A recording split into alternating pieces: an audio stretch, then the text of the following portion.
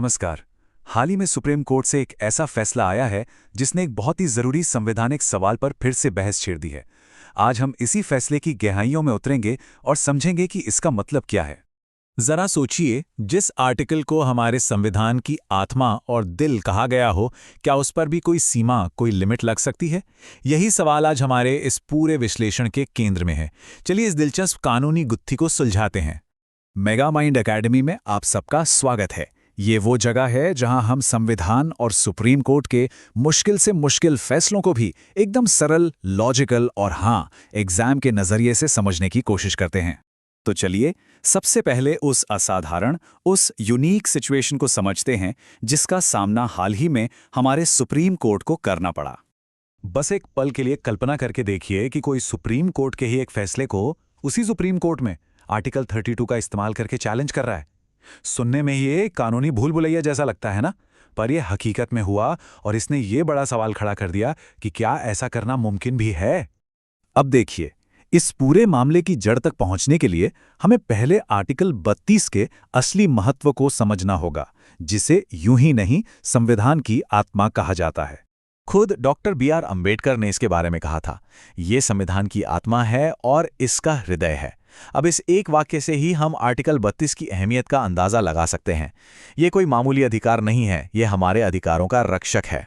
तो आखिर ये आर्टिकल 32 है क्या? आसान भाषा में ये है संवैधानिक उपचारों का अधिकार। ये हर नागरिक को वो शक्ति देता है कि अगर उनके किसी भी मौलिक अधिकार यानी फंडामेंटल राइट का हनन हो तो वो सीधे सुप्रीम कोर्ट का दरवाजा खटखटा सकते हैं। ये हमारे अधिकारों का सबसे बड़ा सुरक्षा कवच है।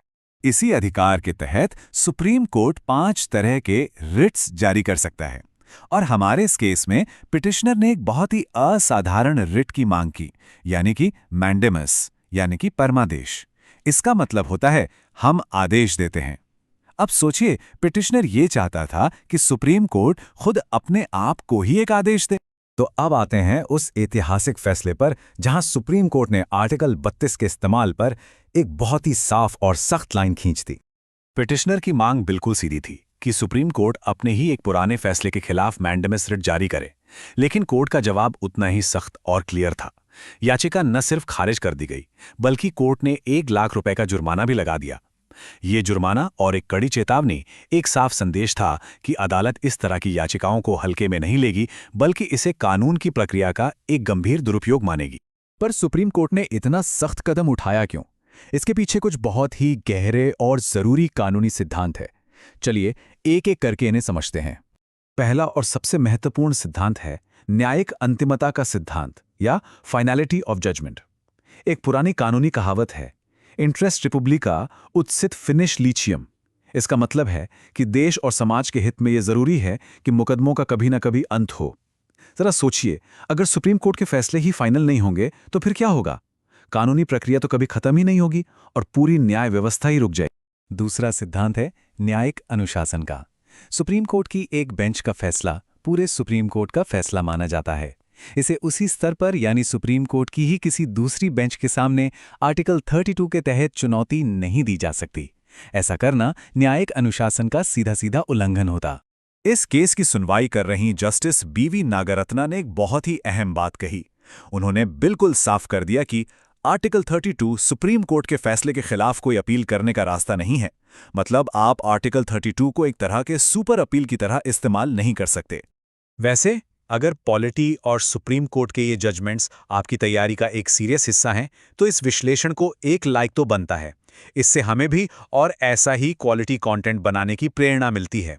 तब सवाल ये उठता है कि भाई, अगर किसी को सच में लगता है कि सुप्रीम कोर्ट के फैसले में कोई बहुत बड़ी गलती हो गई है, तो क्या उसके पास कोई रास्ता ही नहीं बचा? नहीं, ऐसा नहीं है। रास्ता है, लेकिन वो रास्ता आर्टिकल 32 नहीं है।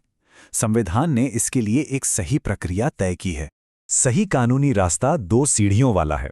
पहली सीढ़ी है रिव्यू पिटीशन यानी पुनर्विचार याचिका, जो आर्टिकल 137 के तहत फाइल होती है। अगर वो भी खारिज हो जाए तो एक आखिरी और बहुत ही सीमित उपाय है क्यूरेटिव पिटीशन का।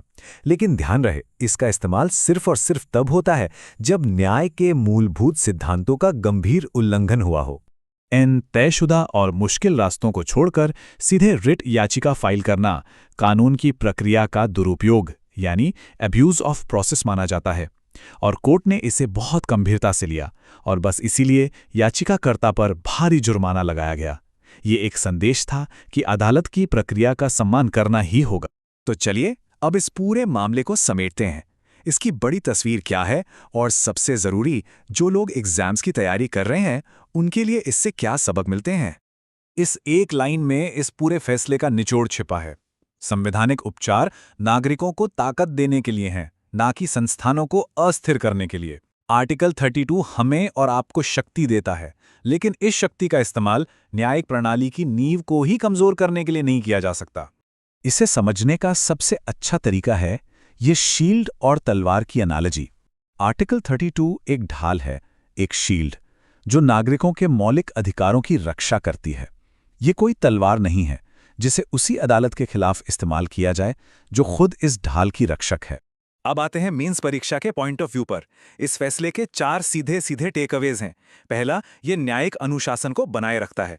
दूसरा, ये फालतू की याचिकाओं को रोककर कोर्ट की एफिशिएंसी यानी दक्षता को बढ़ाता है।